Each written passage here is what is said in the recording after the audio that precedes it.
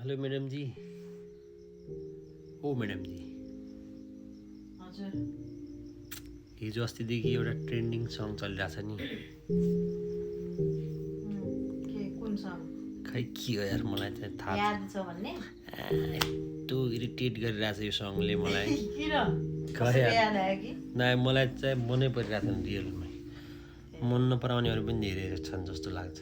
तर आई त्यस्तो थिङ्क हो यो कि त्यो चाहिँ आफ्नो आफ्नो सोचाइ हो। किनभने अब कसैलाई हुन्छ नि त, कसैलाई माया गरेको मन पराएको त्यो चिजहरू समय समयमा याद आयो भने तिनीहरूको लाइफसँग मिल्यो भने उनीहरूलाई चाहिँ त्यो गजब लागिरहेछ।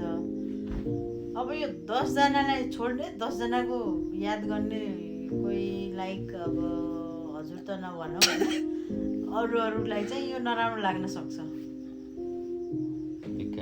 एआईले बनाएको गीत रे।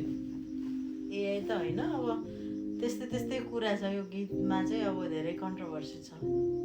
ओके, तर मलाई इरिटेट लागिरहेछ। अनि हेर्नु किन त, स्क्रल भन्ने अप्सन छ क्या। त्यही गर्दैछु हिजोदेखि।